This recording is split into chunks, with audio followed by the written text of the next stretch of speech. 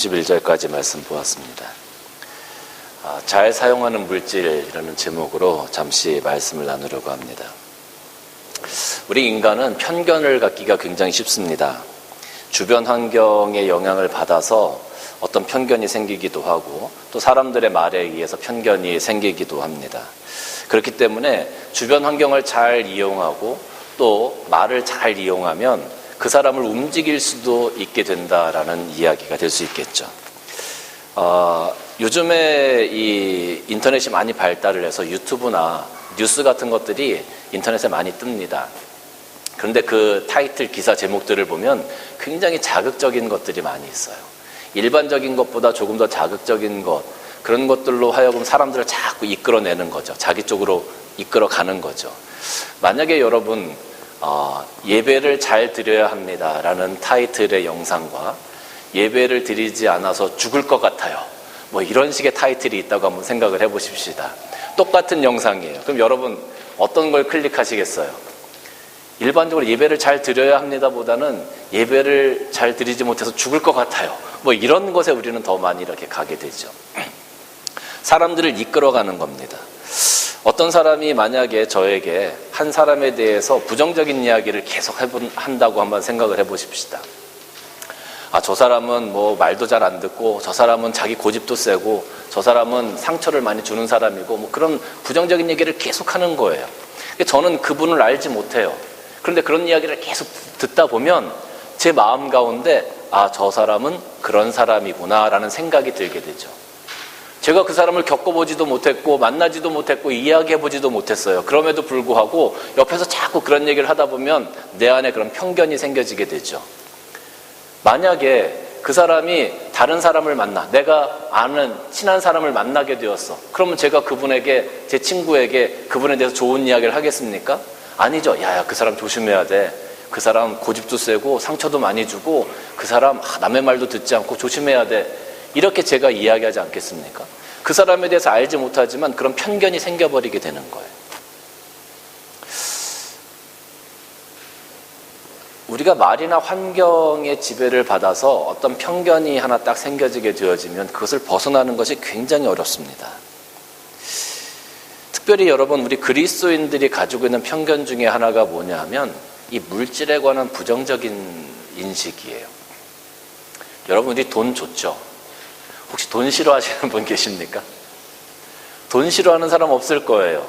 다 많이 갖고 싶고 많이 벌고 싶은 게 아마 돈일 겁니다. 그런데 우리가 그리스도인으로서 돈을 많이 벌었어요. 돈을 많이 가지고 있어. 내가 부자가 되었어. 그러면 여러분 마음이 편하십니까? 그리스도인이라고 하면 부자로 살아가는 것이 조금 부담스러운 듯한 그런 느낌, 그런 생각 여러분 들지 않으세요? 그리스도인이라면 조금은 청빈하게 살아야 될 것 같고, 조금은 없이 살아야 될 것 같고, 이 땅에서 많은 부를 가지고 있다는 것이 무언가 부담스럽고 때로는 죄스럽기도 하고, 결정적으로 예수님께서 또 한 말씀 하시잖아요. 부자가 천국을 가는 것이 낙타가 바닷길을 통과하는 것보다 어렵다. 그러니까 이 땅에서 우리가 부자로 살아가면 안 될 것 같은 생각이 자꾸 드는 거죠. 많은 것들을 누리면서 살아가는 것이 무언가 잘못된 것처럼 그렇게 생각이 든단 말이에요. 우리는 이런 편견을 가지고 이 땅에서 살아갑니다. 오늘 부자와 나사로의 이야기를 볼 때 부자가, 하나님께서 그 부자를 축복하셔서 많은 부를 가지고 있었어요. 나사로는 그런 것들을 누리지 못하고 거지로 이 땅에서 아주 가난한 삶을 살았어요. 근데 죽어서 천국을 갔더니 나사로는 아브라함 품에 안겨서 이 땅에서 고생했으니까 너는 보상받아야 돼. 부자 너는 이 땅에서 호의호식했으니까 너는 지옥을 가야 돼.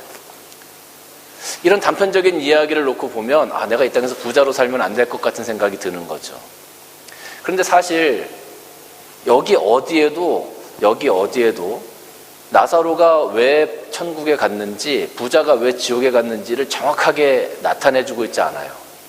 그런데 이 이야기를 좀 우리가 분석을 해보면 하나님께서 부자에게 많은 부를 주셨단 말이에요.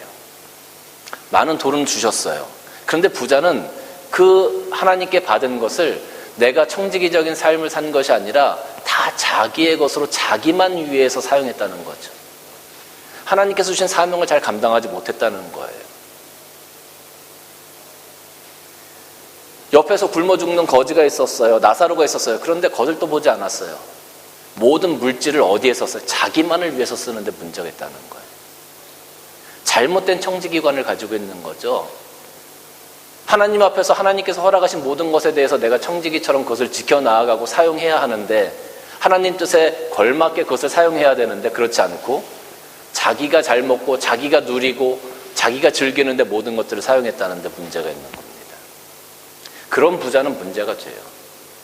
그런데 이 땅에서 우리가 많은 부를 가지고 정말로 하나님의 뜻에 맞게끔 올바른 청지기의 모습을 가지고 그 물질을 사용해 나간다면 이 땅에서 부자로 살아가는 것이 전혀 문제가 되지 않는다는 거죠.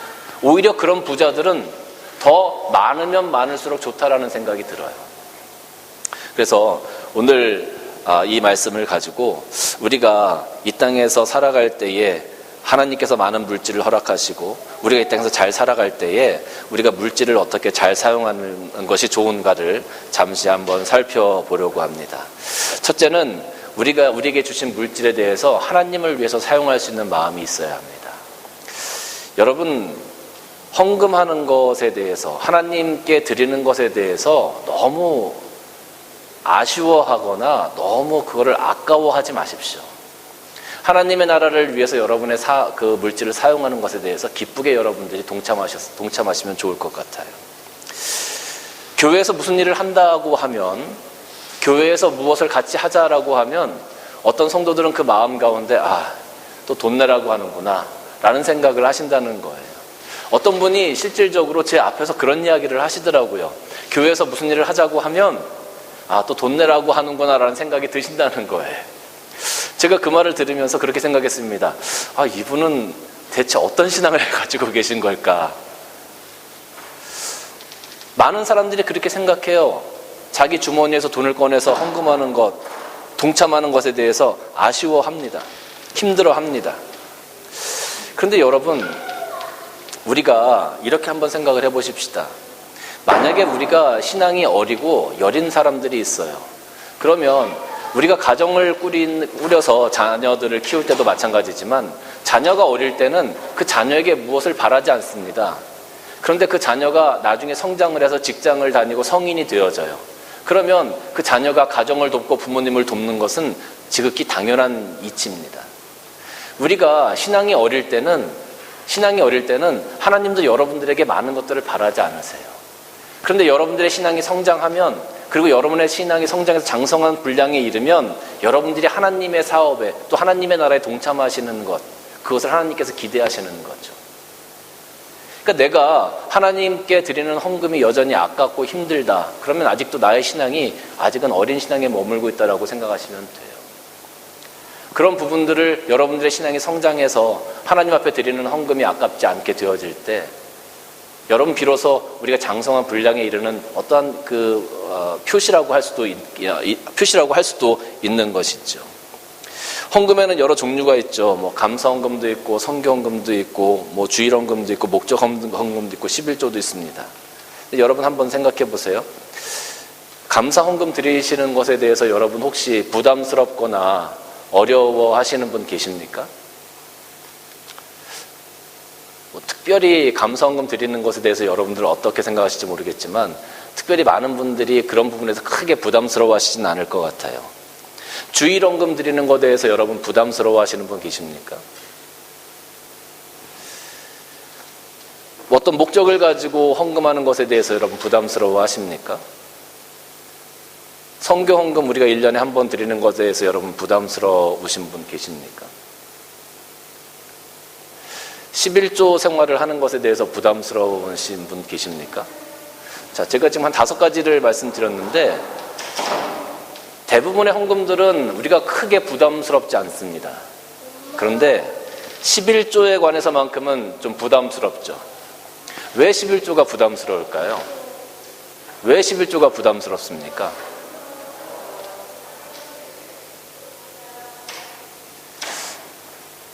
어떤 분이 그렇게 말씀해요. 11조는 액수가 크잖아요. 그래요. 액수가 커서 그럴 수도 있습니다. 그런데 정말로 우리가 11조를 드릴 때 부담스러운 이유는요, 이 네 가지와 다른 이유가 하나 있습니다. 감사 헌금을 우리 의무로 드리지 않아요. 주일 헌금을 우리가 의무로 드리지 않습니다. 선교 헌금하는 거 우리가 의무로 드리지 않습니다. 어떤 목적 헌금을 할 때 우리가 의무적으로 그것을 드리려고 하지 않아요. 이 네 가지 헌금은요, 우리가 하나님께 기쁨으로 자발적으로 드리는 헌금의 가능성이 훨씬 더 높습니다. 감사 헌금 누가 얘기하지 않아요. 알아서 자기가 감사해서 드리는 거예요. 근데 11조는 우리가 지금까지 의무감에서 이것을 감당하려고 하기 때문에 힘든 거예요.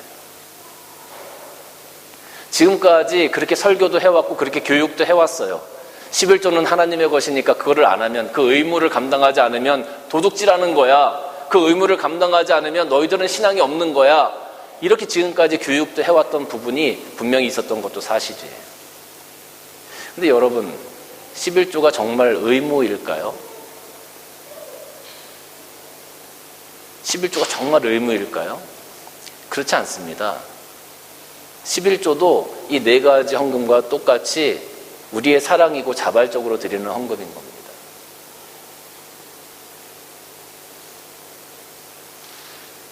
하나님께 내 사랑을 드리는 헌금이에요.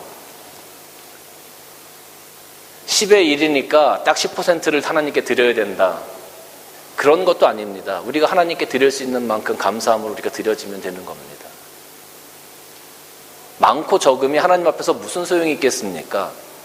제가 늘 말씀드리는 거지만 하나님께서 돈이 없어서 우리들에게 11조를 요구하시는 건 아니잖아요.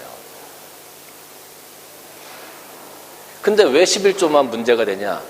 우리는 이 11조에 대해서 자꾸 의무감을 가지려고 해요.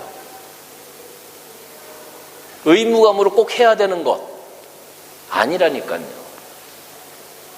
하나님께 내가 드리는 사랑의 표현으로 우리가 드릴 수 있는 마음이 있어야 되는 거예요.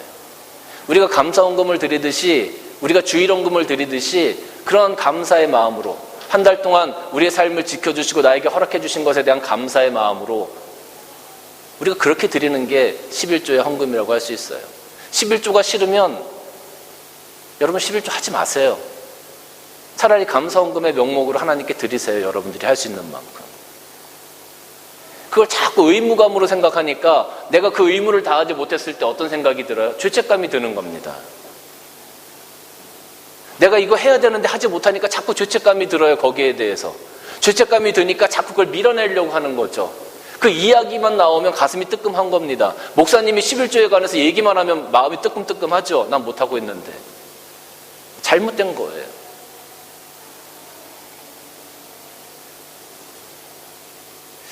우리가 하나님께 드리는 헌금은 하나님을 사랑하는 마음에서 자발적으로 드리는 헌금이 되어야 됩니다.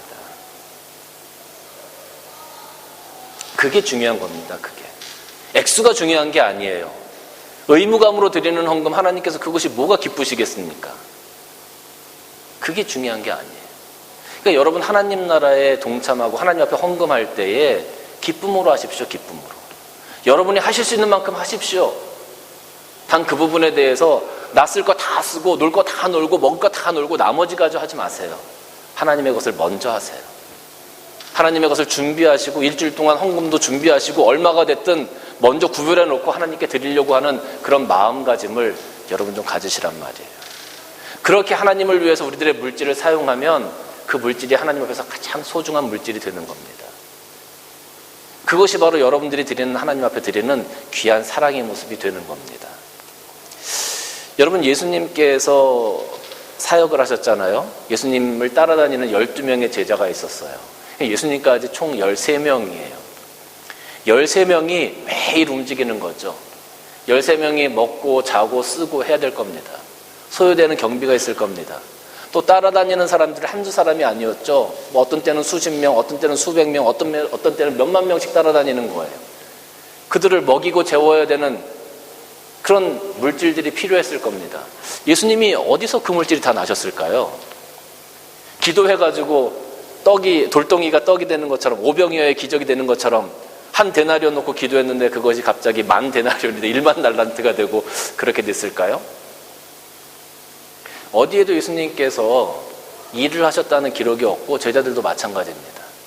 온전히 사역에 집중하시고 하나님의 나라를 전하는 데 집중하셨어요.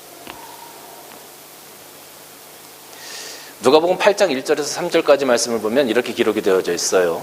그 후에 예수께서 각 성과 마을에 두루 다니시며 하나님의 나라를 선포하시며 그 복음을 전하실 때 12 제자가 함께 있었다. 또한 악귀를 쫓아내심과 병고침을 받은 어떤 여자들 곧 7 귀신이 나간 자 막달라인이라 하는 마리아와 헤롯의 청지기 구사의 아내 요한나와 수산나의 다른 여러 여자가 함께하여 자기들의 소유로 그들을 섬겼다. 자기들의 소유로 그들을 섬겼다. 예수님이 그들에게 내가 너 귀신 고쳐줬으니까, 내가 너에게 은혜 줬으니까 헌금 좀 해라, 이렇게 말씀하지 않으셨다는 거죠. 예수님은 그냥 그들에게 은혜를 베푸셨을 뿐이에요. 그 은혜에 감사해서 그들이 자발적으로 예수님을 섬겨드렸다는 거예요. 자신들의 사제를 털어서 예수님께서 사역하실 수 있도록 그렇게 섬겨드렸다는 것이죠. 이것이 헌금의 기본 개념입니다. 하나님 나라를 위해서 사용하는 물질의 기본 개념이에요. 우리에게 주신 은혜에 감사해서 우리가 드리는 것, 우리가 작은 것이라도 보답하려고 하는 것, 그것이 헌금의 기본 개념이라는 거죠.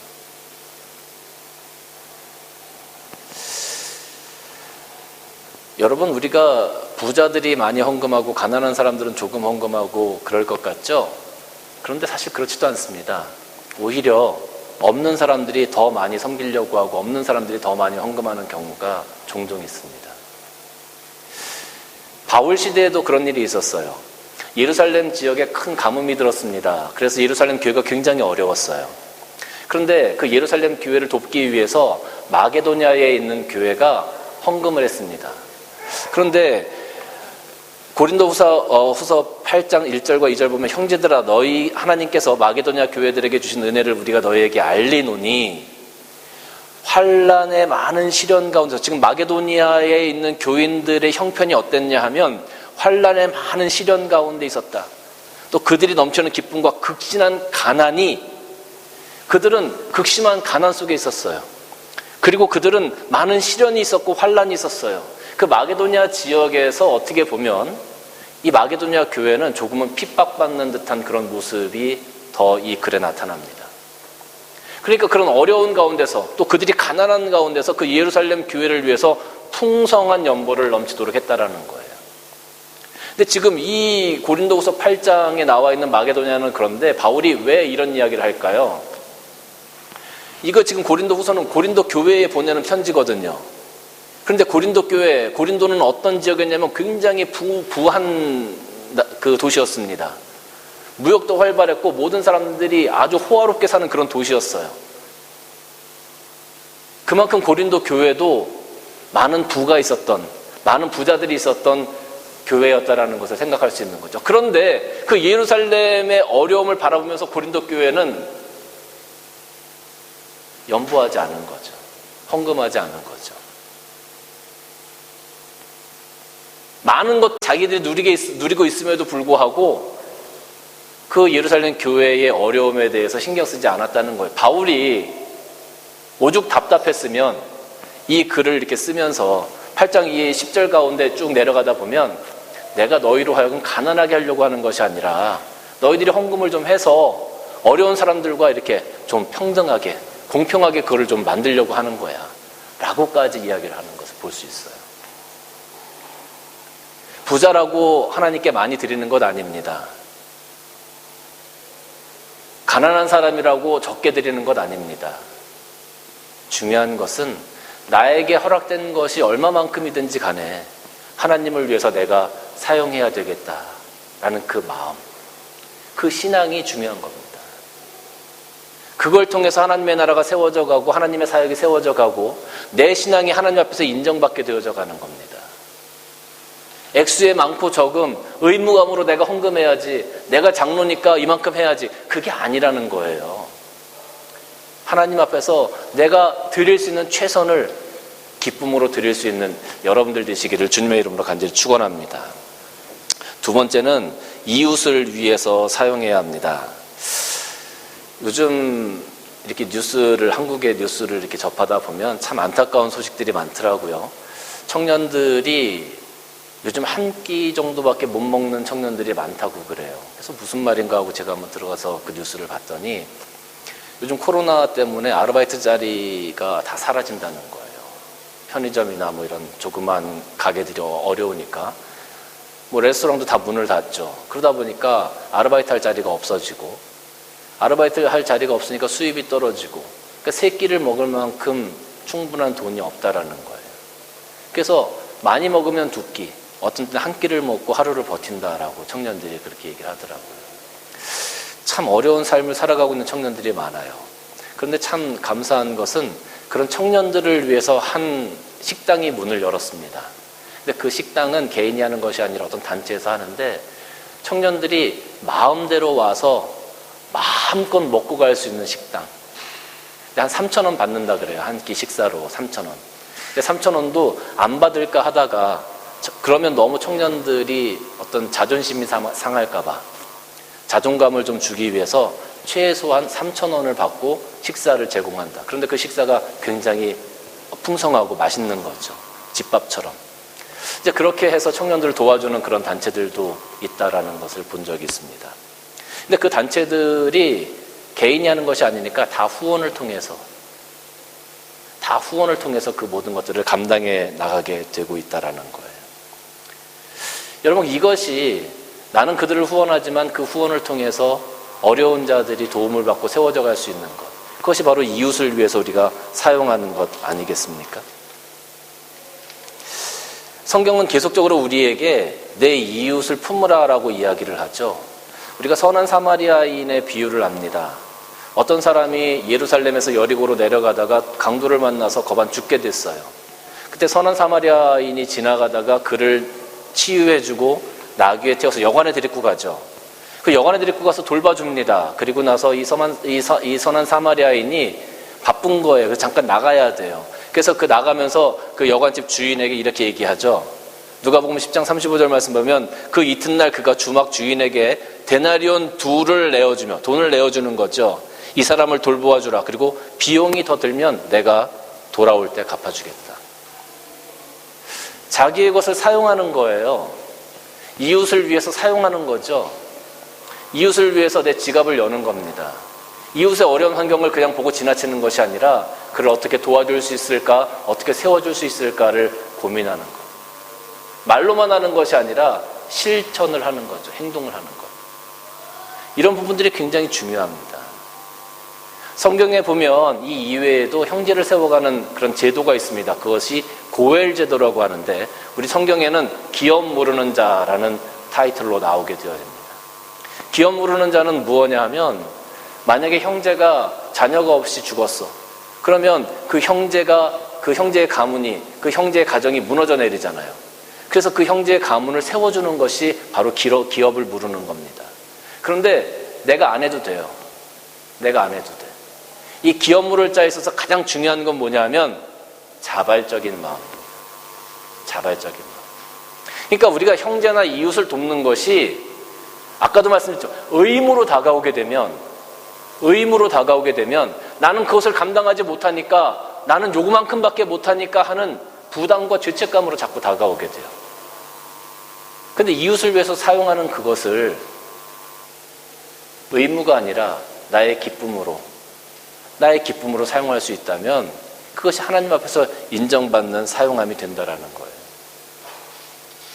부자가 하나님께 받은 많은 부를 자기 자신을 위해서 사용했어요. 자기 자신만 위해서 사용했어요. 옆에서 배고파서 죽어가고 있는 나사로를 바라보면서 그 문 앞에 있었으니까 매일 오가면서 봤을 것 아닙니까? 그런데 거들떠보지도 않았다는 거예요. 우리가 이 땅에서 형제 자매를 위해서 내 이웃을 위해서 하나님께서 나에게 허락하신 이 물질을 함께 나누어 사용할 수 있다면 또 그들을 도와줄 수 있다면 그들을 세워줄 수 있다면 우리는 부자처럼 그런 불구덩이에 갈 것이 아니라 아마 분명히 아브라함 품에 안겨있는 그러한 모습으로 예수님을 만나게 될 겁니다. 바로 그리스도인들 우리가 그렇게 사용해야 되는 겁니다. 사도행전 20장 35절 말씀 보면 범사에 여러분에게 모범을 보여준 바와 같이 수고하고 약한 사람들을 돕고 주 예수께서 친히 말씀하신 바 주는 것이 받는 것보다 복이 있다 하신 것을 기억해야 됩니다. 여러분, 내 이웃을 위해서, 내 형제 자매를 위해서 우리들의 주머니를 여는 것을 너무 아까워하지 마십시오. 그들에게 작은 것이라도 여러분 그들을 위해서 사용하십시오. 뭐 여기 그 사회에 보면 뭐 월드비전이니 뭐 여러 가지 기관들이 있죠. 우리가 한 달에 40불, 50불을 냅니다. 근데 그 40불, 50불을 통해서 그 아이들의 학교를 갈 수 있고요. 그 아이들이 한 달 동안 밥을 먹을 수 있는 그런 돈이 된다는 거예요. 사실 우리에게 40불, 50불은 그렇게 큰 돈 아닙니다. 근데 그 아이들에게는 한 달 생활비가 되는 거예요. 사랑하는 성도 여러분, 우리들의 어려운 이웃들, 형제들이 여러분들 눈에 보이거든 이 부자처럼 그냥 지나가지 마시고 여러분 그들의 손을 붙잡아 줄 수 있는 여러분들이 되시길 주님의 이름으로 간절히 바랍니다. 마지막으로는 나 자신을 위해서 여러분 물질을 사용하셔야 됩니다. 어떤 분들은 보면 물질을 잘 사용하시는데 자기 자신에 대해서 너무 아끼시는 분들이 계세요. 특별히 우리네 부모님들이 그렇게 사셨던 것 같아요. 여러분, 노년에 가장 바보스러운 3가지 일이 있습니다. 이게 뭔지 아십니까? 첫째는 손주 봐주려고 내 스케줄을 변경하는 것. 노년에 절대로 하지 말라는 겁니다. 둘째는 자녀에게 모든 것들을 다 상속해주고 내가 용돈 받아서 살아야지 하는 것. 물론 자녀들이 부모님들을 잘 섬겨드리면 좋겠죠. 그런데 자녀들이 그렇게 하지 않는 모양이에요. 만약에 여러분들 자녀에게 모든 것들을 상속해줬는데 여러분 자녀가 여러분들에게 따박따박 매월마다 용돈을 잘 드리고 있어. 생활비를 잘 드리고 있어. 그러면 아마 오늘날에는 그게 효자, 효녀가 아닌가 싶습니다. 세 번째는 뭐냐 하면 명절 때 자녀들이 집에 와서 잘 곳이 있어야 되니까 그것 때문에 집을 넓혀가는 것. 이 3가지가 노년에 하지 말아야 될 가장 바보스러운 짓이래요. 우리네 부모님들, 우리네 어머님들, 아버님들 그렇게 사셨던 것 같아요. 나를 위해서 산 것이 아니고 나를 위해서 무언가 쓴 것이 아니고 다 자녀를 위해서, 가족을 위해서 희생하면서만 살아왔던 분들. 근데 이제는 조금 우리가 생각을 바꿔야 될 것 같아요. 여러분, 그런 삶도 굉장히 중요하고 소중한 삶이지만, 가치가 있는 삶이지만 나 자신을 위해서 나에게 허락된 그 물질을 사용하는 것도 굉장히 중요하다라는 겁니다. 여러분, 좋은 옷도 좀 입으시고요. 맛있는 음식도 좀 사 드시고요. 좀 좋은 것도 사서 여러분 좀 누리시길 바랍니다. 요즘에 미코노미라는 단어가 있습니다. 영어의 미, 나, 이코노미의 코노미 합쳐서 미코노미, 나를 위한 경제생활이라는 의미예요. 나를 위한 경제생활. 여러분, 우리가 일반적으로 부모님들이 핸드폰을 요즘은 다 사용하는데 이 핸드폰을요, 이제 아이들이 중학교, 고등학교 가게 되면 아이들은 굉장히 트렌드에 민감해요. 그러다 보니까 항상 최신 폰을 원하거든요. 그러면 2년마다 1년마다 이제 그 계약 경신이 끝나서 최신 폰을 바꾸게 되면 그 쓰던 폰은 누가 쓰겠어요? 그 쓰던 폰 누가 씁니까? 다 우리가 쓰잖아요. 아빠, 엄마가 쓰잖아요. 저도 그랬습니다. 우리는 뭐야, 전화만 되면 되니까 그렇게 써요.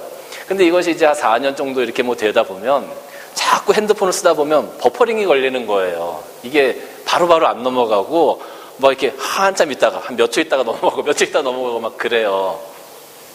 그러다 어느 날 이제 저도 약정 기간이 다 끝나서 그렇게 쓰다가 폰을 하나 바꾸게 되었는데 최신 폰으로 제가 바꾸게 된 거예요. 근데 이야, 써보니까 확실히 좋아요. 얼마나 부드러운지 넘길 때마다 이 손가락의 터치감도 다르고 얼마나 부드럽게 잘 넘어가는지 모르겠어요.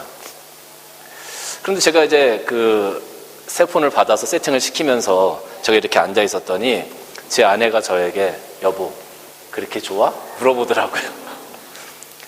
근데 속으로 뜨끔했죠. 그런데 뭐 이런 거 가지고 좋다는 티를 내기가 너무 그러니까 좋긴 뭐가 좋아? 다 똑같지. 제가 그렇게 대답을 했어요. 그랬더니 제 아내가 거기다 한마디 덧붙이더라고요. 근데 얼굴에 미소는 뭐야? 저도 모르게 너무 좋으니까 이거 핸드폰을 만지면서 얼굴에 미소가 이렇게 나왔었나 봐요. 좀 우리도 누리면서 살아야 될 것 같아요. 뭐 이어폰 같은 것도 마찬가지입니다. 우리는 이어폰 잘 안 쓰지만 이 들으면 비싼 것하고 싼 것하고는 소리 자체가 다르더라고요. 좀 좋은 것 누리면서 좋은 것 먹으면서 그렇게 우리가 좀 살아갔으면 좋겠어요. 나를 조금 더 소중히 여기고 나를 위해서 소비할 수 있는 그런 여유가 조금 생겼으면 좋겠어요. 저축하는 것도 좋고 자녀를 위해서 사는 것도 좋지만 나 자신을 조금 더 소중하게 대우해주고 나를 위해서 조금 소비할 수 있는 그런 물질, 하나님께서 우리에게 허락하신 물질이요, 하나님을 위해서 사용해야 합니다. 또 이웃을 위해서 사용해야 합니다. 그런데 그게 다가 아니에요. 나를 위해서 왜 나에게 주셨겠어요? 왜 나에게 너를 위해서 쓰라는 거예요. 나는 네가 좀 행복했으면 좋겠다는 거예요. 하나님께서 나는 네가 좀 기뻤으면 좋겠다는 거예요. 네가 웃었으면 좋겠다는 거예요. 너를 위해서 쓰는 거 너무 아끼지 마. 그런 거죠. 여러분, 기분이 우울할 때 뭐 작은 물건 하나라도 바꾸면 기분이 조금 달라져요. 하다못해 핸드폰 케이스만 바꿔도 기분이 달라져요. 그럼 한 돈 10불밖에 더 합니까? 자기를 위해서 사용하십시오. 그래서 나도 좀 행복하고 나도 좀 웃으면서 살아가고 나도 좀 풍요스럽게 나도 좀 만족스럽게 내가 하고 싶은 취미생활도 좀 해가면서 그렇게 물질을 사용하는 것이 지혜로운 물질의 사용법이다라는 거죠. 단 우리가 여기서 한 가지 기억해야 될 것이 있습니다. 그건 뭐냐면 너무 사치는 하지 말자. 목사님 사치할 돈도 없어요. 너무 사치하지 말자.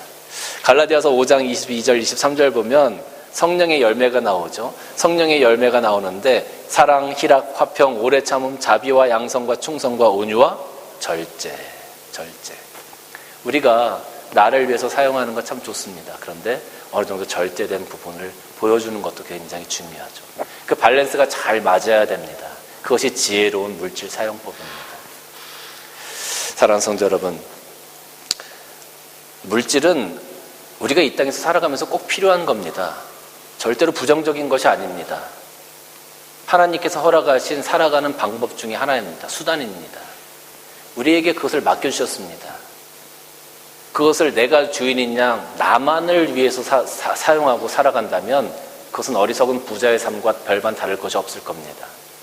근데 오늘 우리에게 맡겨주신 그 물질을 하나님을 위해서 또 이웃을 위해서 나 자신을 위해서 지혜롭게 사용하면서 조금 더 풍족한 생활, 하나님께서 기뻐하시는 생활, 하나님께서 우리를 바라보실 때 웃으실 수 있는 그런 물질 생활이 되었으면 좋겠습니다. 그런 삶을 통해서 오늘 하루도 여러분들 기쁨으로 살아가시는 여러분들 다 되시길 주님의 이름으로 간절히 축원합니다. 기도하시겠습니다. 주님 감사합니다. 하나님께서 우리에게 허락하신 많은 물질들, 또 이 땅에서 우리가 살아갈 때 필요한 것들, 하나님 그것이 부정한 것이 아니고 또 부담스러운 것이 아니고 나쁜 것이 아니고 우리가 당연히 사용해야 된다라는 것, 사용해야 될 것이라는 것을 다시 한번 생각하게 됩니다. 하나님께서 허락하신 것 지혜롭게 잘 사용하게 하시고 하나님을 위해서, 이웃을 위해서, 또 나 자신을 위해서 그 모든 물질들이 사용되어질 때 하나님도 기쁘시고 이웃도 기쁘고 나도 기쁠 수 있는 지혜로운 물질의 사용법, 그것을 따라 살아갈 수 있는 우리 모든 성도들이 될 수 있도록 축복하여 주옵소서. 예수님의 이름으로 기도드리옵나이다. 아멘.